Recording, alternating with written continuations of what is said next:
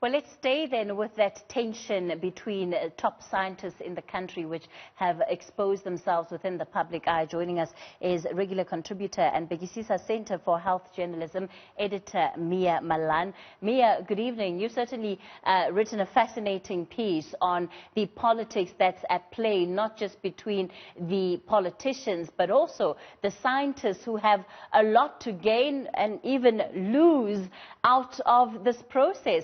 How does this politics arise?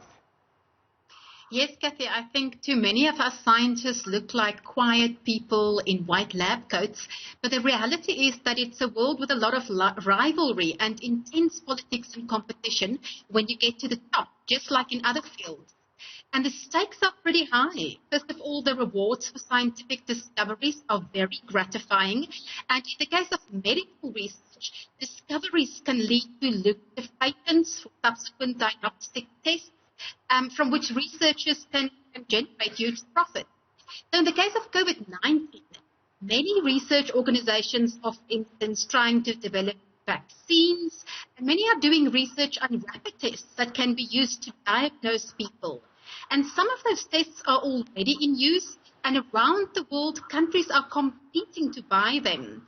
And the tests come with patent rights and huge profit. So you can imagine how much is at stake with COVID-19, not just the prestige that comes with a huge discovery, but also money that researchers generate from that.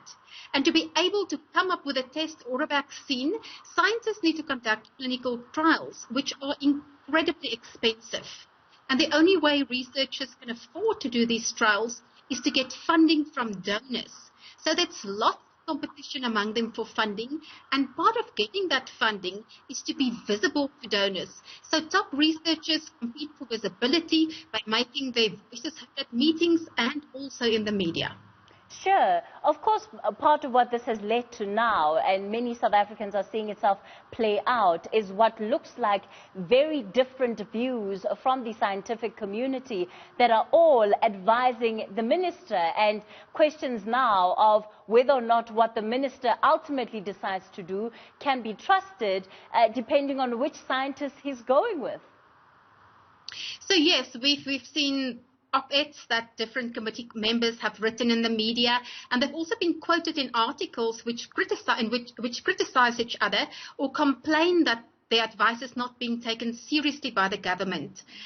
Now, the different opinions from scientists about science are, of course, healthy, and we should encourage that in the media, and we should certainly put pressure along with the scientists on the government to release the data that scientists demand access to. But we really should not forget that such disagreements take place against the background of the usual infighting of top scientists. Many of the scientists on the ministerial committee are conducting COVID-19 research themselves, and they're competing for funding for their trials from the same pots of money and for recognition and visibility. And when we bear that in mind, we as journalists should be mindful to not become mere tools for scientists to sort out their battles in the media. I reported on HIV during the late 90s and early 2000s when there was denialism of sound science by the president and the health minister.